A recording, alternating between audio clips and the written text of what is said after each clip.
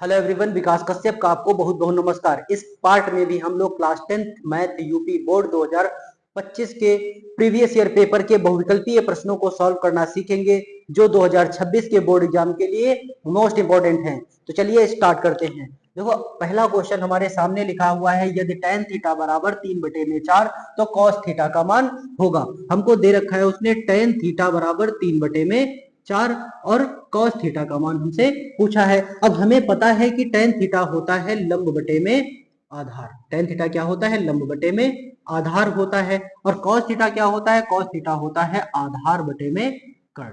cos theta होता है आधार बटे में कर्ण।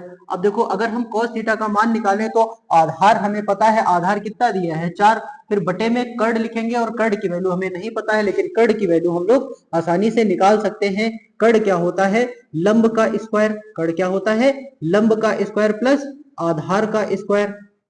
लंब का स्क्वायर प्लस आधार का स्क्वायर का अंडर रूट। अब देखो, लंब कितना दे रखा है हमें? 3 दे रखा है, तो लिखेंगे 3 का स्क्वायर प्लस आधार कितना दे रखा है? 4, तो लिखेंगे 4 का स्क्वायर का अंडर रूट।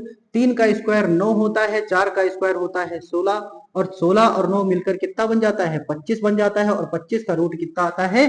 5 आता है। तो इसका मतलब कर्ण हमारे पास कितना आ गया है? कर्ण आ गया है 5। अब देखो, cos थीटा बराबर होता है आधार बटे में कर्ण। आधार 4 था तो हमने 4 लिखा, कर्ण भी हमने निकाला है 5, तो कर्ण की जगह पर लिख देंगे 5। तो इसका मतलब cos थीटा बराबर आया है 4 बटे में 5।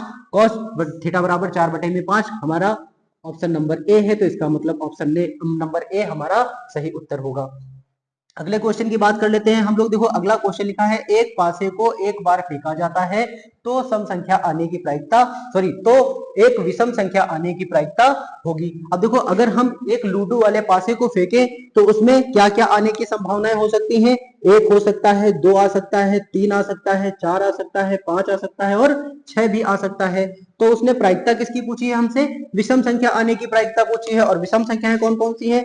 1, 3, 5। तो देखो, विषम संख्याएं कितनी आ सकती हैं लूडो वाले पासे में? 3 आ सकती हैं। और कुल संख्याएं कितनी हैं? 6 संख्याएं हैं। तो प्रायिकता निकालने का फॉर्मूला क्या होता है? लिखेंगे प्रायिकता बराबर फॉर्मूला होता है अनुकूल परिणाम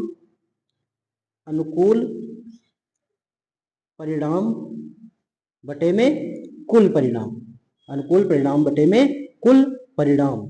ठीक है, अनुकूल परिणाम कितने हैं? विषम संख्याएं कितनी आ सकती हैं? 3 आ सकती हैं। तो अनुकूल परिणाम 3 है और कुल संख्याएं कितनी हैं? कुल परिणाम है 6। तो इसका मतलब लिख देंगे 6। अब देखो, 3 से 6 कट जाता है, 3 एकम 3, 3 दूना 6, तो आएगा कितना? 1 बटे में 2। तो इसका मतलब एक विषम संख्या आने की प्रायिकता कितनी है? 1 बटे में 2। और 1 बटे में 2 हमारा सी ऑप्शन लिखा हुआ है, तो इसका मतलब सी ऑप्शन हमारा सही उत्तर होगा। ये पहला क्वेश्चन और ये दूसरा क्वेश्चन। अगले क्वेश्चन की बात कर लेते हैं हम लोग। देखो, अगला क्वेश्चन हमारे सामने लिखा है कि यदि 3 cot a बराबर 4, 3 cot a बराबर 4 तो 1 माइनस tan स्क्वायर a बटे में 1 प्लस tan स्क्वायर a का मान होगा। अब देखो क्या लिखा है, क्या दिया है उसने?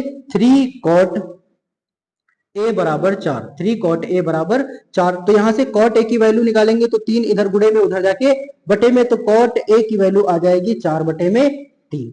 अब हमसे पूछा क्या है? हमसे पूछा है 1 minus tan square a upon 1 plus tan square A का मान क्या होगा? अब देखो, हमें पता है कि cot a बराबर होता है, cot a बराबर होता है आधार बटे में लंब। cos क्या होता है? आधार बटे में लंब होता है। cot थीटा बराबर होता है आधार बटे में लंब। और tan थीटा क्या होता है? लंब बटे में आधार। देखो, लंब भी पता है, आधार भी पता है, तो हमें कुछ निकालने की जरूरत नहीं है। हम डायरेक्ट लिखेंगे 1 माइनस tan थीटा होता है लंब बटे आधार। लंब की वैल्यू है 3 बटे में, आधार की वैल्यू है 4। अब tan का स्क्वायर है तो 3 बटे 4 का भी हम लोग स्क्वायर कर देंगे। फिर बटे में 1 प्लस tan स्क्वायर ए। देखो, tan की वैल्यू होगी फिर से लंब बटे आधार। लंब बटे आधार क्या है? 3 बटे में 4 और 3 बटे में 4 का स्क्वायर। अब देखो, 3 का स्क्वायर कितना होता है? 3 का स्क्वायर होता है 9 और 4 का स्क्वायर होता है 16। तो यह आ जाएगा 1 माइनस 9 बटे 16 और 1 प्लस 3 का स्क्वायर 9 और 4 का स्क्वायर 16, तो लिख देंगे 16।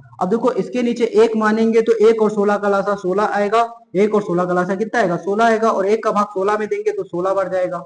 एक का भाग देंगे 16 में तो 16 बार जाएगा, और 16 का गुणा 1 से कराएंगे कितना आएगा 16।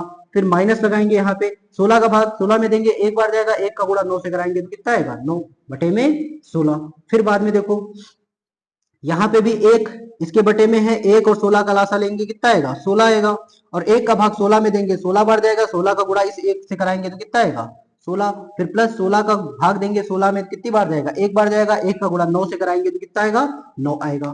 अब देखो यहाँ से 16 से 16 कट जाएगा, ठीक है, तो देखो 16 से 9 घटाएंगे, 16 से 9 घटाएंगे तो कितना आएगा, 16 से 9 घटाएंगे 7 बचेगा, और 16 में 9 जोड़ेंगे तो कितना आएगा 25। तो इसका मतलब 1 minus 10 square A upon 1 plus 10 square A का मान कितना आएगा 7 बटे में 25, और 7 बटे में 25 हमारे कौन से ऑप्शन में दे रखा है, ऑप्शन नंबर ए में, तो इसका मतलब ऑप्शन नंबर ए हमारा सही उत्तर है। अगले क्वेश्चन की बात कर लेते हैं हम लोग। देखो अगला क्वेश्चन दिया है cos 60 का मान होगा, cos 60 का मान होगा, हमें देखो पता है cos 30 का मान √3/2, cos 60 का मान 1/2, cos 45 का मान 1/√2, cos 0 का मान 1/cos 0 का मान 1 होता है। तो देखो cos 60 का मान पूछा है, और cos 60 का मान क्या होता है 1/2, तो इसका मतलब ऑप्शन नंबर बी हमारा सही उत्तर होगा। अगले क्वेश्चन की बात कर लेते हैं हम लोग। देखो अगला क्वेश्चन लिखा है संख्याओं 12, 15 और 21 का लासा क्या होगा। तो हम लोग क्या कर लेते हैं 12, 15 और 21 का लासा निकालने के लिए 12, 15 और 21 के अभाज्य गुणनखंड कर लेते हैं।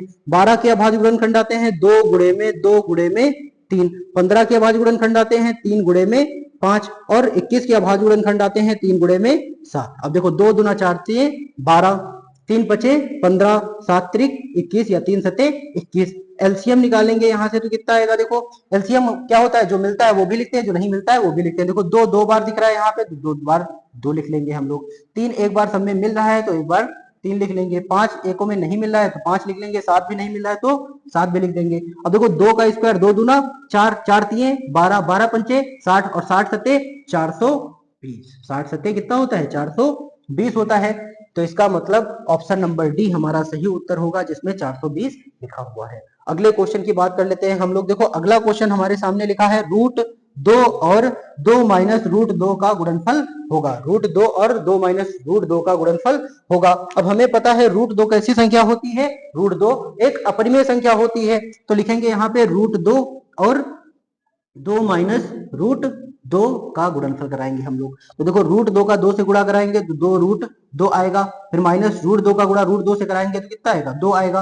अब देखो 2 यहाँ से दोनों जगह से 2 कॉमन मिल रहा है, तो 2 बाहर अंदर बचा √2 माइनस ये वाला 2 बाहर अंदर बचेगा 1। अब हमें देखो पता है √2 कैसी संख्या, अपरिमेय संख्या, और अपरिमेय संख्या में कोई भी संख्या जोड़ो वो कैसी संख्या आती है, अपरिमेय संख्या आती है। और अपरिमेय संख्या में किसी भी संख्या से गुणा करा दो तब भी कैसी संख्या आती है, एक अपरिमेय संख्या आती है। तो इसका मतलब √2 का गुणा जब 2 माइनस √2 से कराएंगे तो कैसी संख्या आएगी, एक अपरिमेय संख्या आएगी। और अपरिमेय संख्या कौन से ऑप्शन में लिखा है, ऑप्शन नंबर ए में। तो इसका मतलब ऑप्शन नंबर ए हमारा सही उत्तर है। आई होप ये क्वेश्चंस भी आप लोगों को समझ आए होंगे। मिलते हैं अगली क्लास में इसी के अगले पार्ट के साथ, तब तक के लिए नमस्कार।